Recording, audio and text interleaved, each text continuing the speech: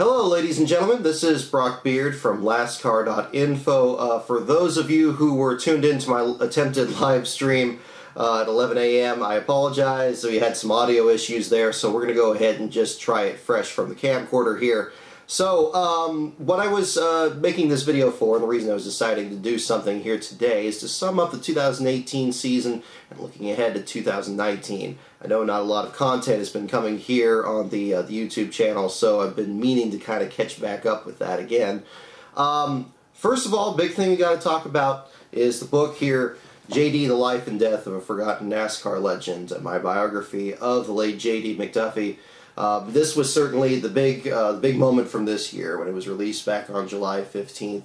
A big thank you to the folks at Waldorf Publishing for making this happen. They did a tremendous job getting this done properly. That was really the goal, was to actually get this book where it needed to be, get it professionally edited, professionally produced, and they've done a fantastic job on that. So big thanks to them. They were the only publishers that were interested in this book here, and I couldn't be happier for them taking a chance on me as a first-time author.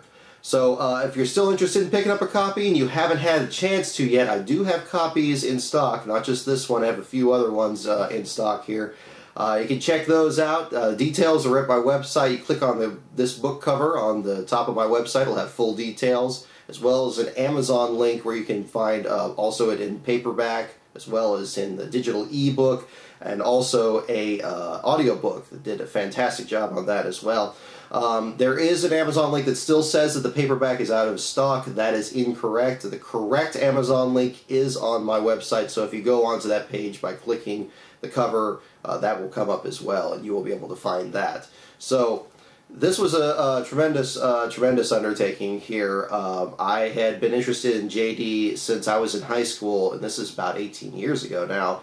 I had first heard about him well after his accident in 1991, and it was a fascinating story because, I mean, all this stuff happened, and him being in the sport for so long, from the early 60s to the early 90s, and then to have lost his life so tragically at Watkins Glen, I was surprised that there wasn't a standalone book that I could consult to actually get more information on his story. And that was really kind of the starting point of that. I'd done some other articles on JD and tried to really kind of get a better understanding of his story, and that was what really laid the foundation for getting this book together. So it was going to just be a series of articles when we came close to the 25th anniversary, and by that point I was speaking with so many other people there that a book seemed like the best option. And so I have to, big thanks not only to Waldorf, but to everybody that we spoke to. JD McDuffy, Linda McDuffy, Wilbur and Jimmy Thomas, the Rumpel family, the Bailey family, so many others. Charlie Birch, who, really went out of his way. He not only provided a lot of the photography in this book, but he hosted us during the Watkins Glen race weekend during his annual photography that he does over at the racetrack. And also welcome myself, my brother, as well as Linda McDuffy and her wife. And so that was a tremendous experience that week. And we did a lot of, it was a very emotional week, as one could imagine. Linda had never actually been to Watkins Glen before that weekend, and so certainly going to Turn 5 was an emotional and tremendous experience. But I believe that there was a lot of healing there as well, a lot of exposure. So, they had a tremendous weekend there, and we closed it out really good. The Smalley family were fantastic over there when they welcomed us to Smalley's Garage, and we did a book signing out there. They were just amazing people over there. Also got to thank Andy, the staff at the WETM 18 in New York. They actually helped us promote that book signing. They burned the midnight oil to get a full segment together with interviews with myself and Linda. You can see that, and Charlie as well. You can see that video online. I believe I've shared the link there before, but I'll post that link in the description as well. An amazing week there. So Watkins Glen, that was one of our signs of our book signings and one of the races that we covered this year. And also I have another book signing that I'm actually kind of working on setting up right now. It's going to be actually at my alma mater, the University of California at Irvine, down in Orange County here on the West Coast. That is going to be sometime in January. We're working on an official date. That date is going to be worked out at the end of December, and I'll have that information on my Twitter feed at LASTCAR on Brock, as well as my my website there, of course. Irvine is was a tremendous experience for me as well. That was a place where I actually studied English. It really helped tighten up my writing a lot. It was had a lot of great professors that I worked with. I actually did a thesis on disaster films of the 1970s, so that was very Southern California, Hollywood kind of theme there that kind of brought everything full circle. And I also rode 4 years on crew down there. I was actually a student athlete back then. Right over my shoulder here actually is a display of some pictures from my time back there. This one right here is a rowing competition. We won the San Diego Crew Classic. We won a race out there back in 2004, and I was rowing in the second seat, closest to the bow back then. And we had a great group of guys back then, a lot of great friendships that have certainly remained, and certainly look back on that fondly as well. So it's going to be kind of a little bit of the past and the present. I remember doing some information looking up on JD back then at Irvine, trying to find books that I could find on him back then. Some of the earliest accounts were actually from a book I found just outside the campus at a bookstore that's no longer there anymore. That'll be an interesting experience. So that's a book signing we're working on. Working on getting some other book signing dates together. We're going to have some more information on that as we go ahead. So Watkins Glen was one of the 4 races that we covered this year, at least among the NASCAR events. Covered the race at Fontana, just went there as fans for a day because that was kind of a last-minute deal.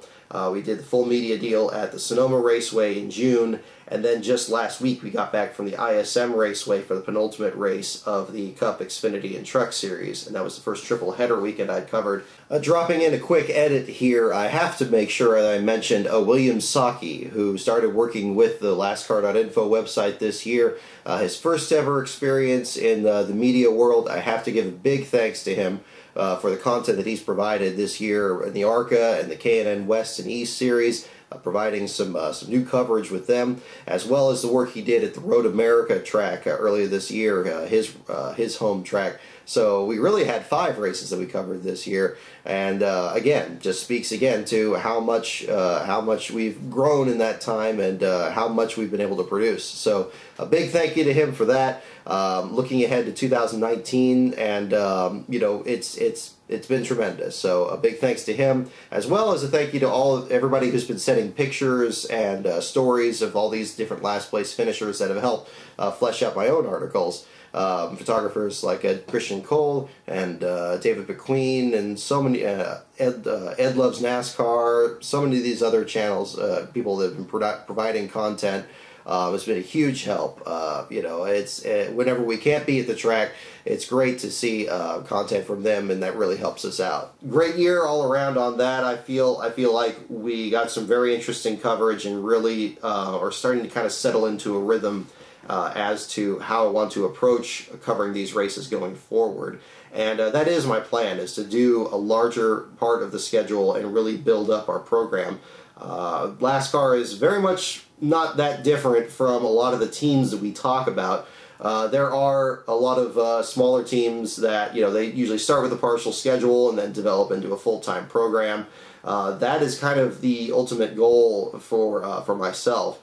And how to make that happen, that is really kind of up in the air. Again, the book sales are tremendous for that. I mean, we're not a New York Times bestseller like Dale Earnhardt's book or Dale Earnhardt Jr.'s book is, or anything like that, but the publisher's been very happy with the results, and the proceeds from that have been really helpful towards us actually covering more races this year. The ISM Raceway in particular was a big part of that.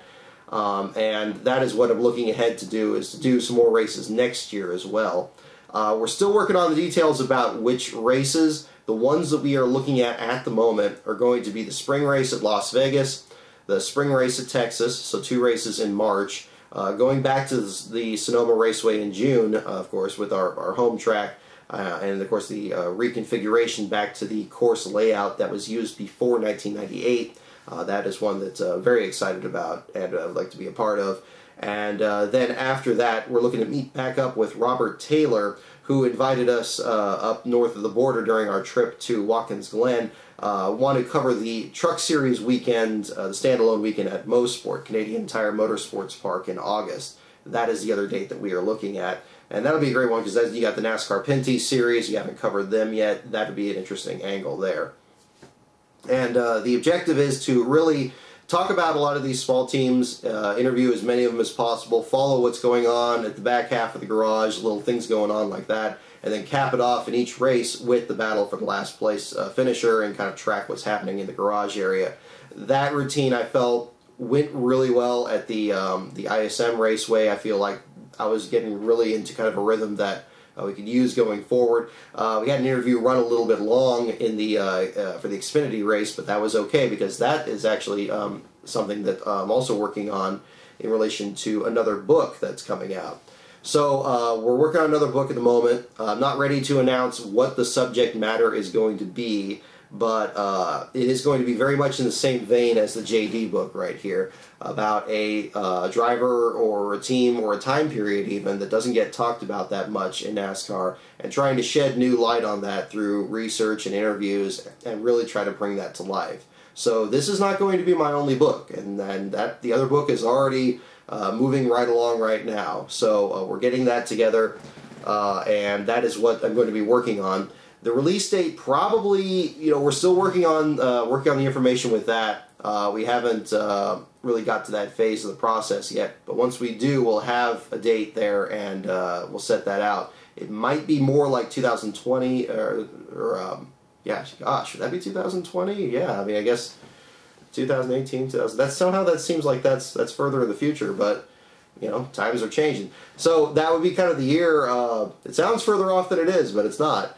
That is going to be probably about the year that the next book is going to be coming out, and we'll of course have more information on the subject matter well before that time.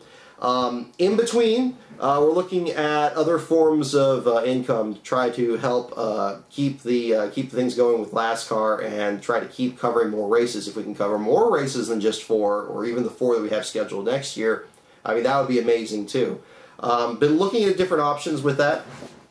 I know Jeff Gluck has done an amazing job with his Patreon. He's really been an inspiration to other independents like myself trying to break into it.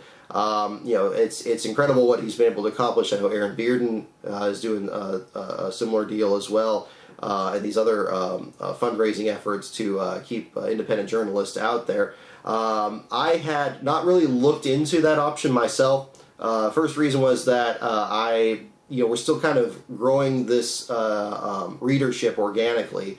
That I know Jeff had tremendous experience over at the USA Today as well as a NASCAR Scene and developed readerships from there. I've been very happy with the growth of the website, and it's very steadily getting there. We just crossed, I believe, the 1,700 mark on Twitter for followers, so thank you to everyone for following me.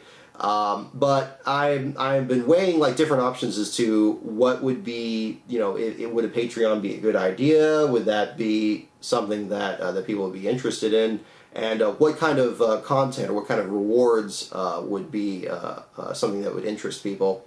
One thing that I had originally thought of, and the reason that I hadn't planned on doing a Patreon before, was the thought of bringing back the throwback articles and having those be like special bonus content for Patreon members. But that really has kind of a lot of crossover with what I'm doing with these books. So, because I'm doing basically the same thing. That was really the reason that I scaled back that segment on the Throwback Thursday segment on LASTCAR, was it ended up kind of distracting from producing the books and getting those together. And certainly selling the books is a way that really looked into doing that instead. But if a Patreon sounds interesting to you guys, I'd certainly explore it, and we'll look into some kind of a crowdfunding effort to to cover more races, because I would certainly love to cover as many races as possible and work out a way to make it as productive as possible for you guys. I was making the people at the security guards at the ISM Raceway dizzy for how many times I was going in and out of the garage area that weekend, so I hope that came across in our social media coverage that week. I feel like there was a lot of interesting stuff to cover, almost too much really, but it was a good kind of excitement, and I hope to keep doing that going forward. Another idea that I thought of is to keep going with the merchandising as well. I still have the Redbubble store open with the LASTCAR.info shirts. There's a few different designs that are available on there. You can see the link to that as well on the website, and I'll put the link below this video. And I've also been getting some requests for these white hats like I've been wearing at the racetrack there. These I actually produced through Vistaprint. They did a really good job on the embroidery. This one's a little wore out. I might actually have to pick up a new one myself for next year. But that's pretty much going to be the plan. But I actually have had a couple people contact me that they're interested in hats. I've processed some orders through them there. But maybe what I'll do is I'll work on some kind of way to sell these hats and use that as a fundraising effort. If you're interested in that, maybe we can have a whole like white hat brigade at the racetrack there and have that just kind of be our own branding with the website. Certainly do something like that I'd be interested in that. Also, I have bumper stickers that I produced. These are just like these right here. These I just have two of the white ones here that I left, but I also had the design in black. Been getting some requests for these as well. So these I produced through the Build a Sign website. And what I've usually done with both the hats and the stickers is I just produce those on demand instead of stockpiling a lot of them there. And what I may do is work out some kind of deal where I would, again, process it through PayPal, collect the payment, and then order them directly from Build a Sign to have them delivered to you, or Vistaprint, whatever it may be. If that sounds good, or if that sounds interesting to you guys, certainly let me know. That's one option that I'm certainly looking at as well, to hopefully tide you guys over while I'm working on the next book and getting that out there. So that's really just about it. You know, we're again looking towards 2019. It was an exciting year this year. Certainly the work on the JD McDuffy book has been huge. We're still looking to get some other book signings together, and I'll have some more information on those as well. The one at Irvine is the only one that we're currently working on at the moment. The merchandising, we'll have some more information on that in the meantime. And looking ahead to the 2019 schedule, so you know, business picking up for sure. And hopefully, you know, you've enjoyed what we've produced this year and in years past. I've enjoyed bringing it to you guys, and hopefully we can get some more of that out there for you. And other than that, you know, certainly I have to say thoughts and prayers to everyone that's been dealing with the fires here in California. Both in North and Southern California. We're still having the smoke out here in the Bay Area from that, and we're thinking about you guys. And you know, hopefully with the weather changing here, that'll help us get past that, bring those under control, and really start focusing on the rebuild efforts and the recovery. In the meantime, hopefully we look ahead towards the holiday season. Merry Christmas to you guys. Happy Thanksgiving. Have a happy 2019 season and the year in general. And we're going to have more LASTCAR coverage for you the next year. So stay tuned for more information. If you want to follow me on Twitter, LASTCAR_on_Brock. Also check out the website, LASTCAR.info. And if you want to pick up a copy of JD, The Life and Death of a Forgotten NASCAR Legend, I have more copies available. Check out the link in the description below. And in the meantime, have a safe holiday season, and I'll see you next year.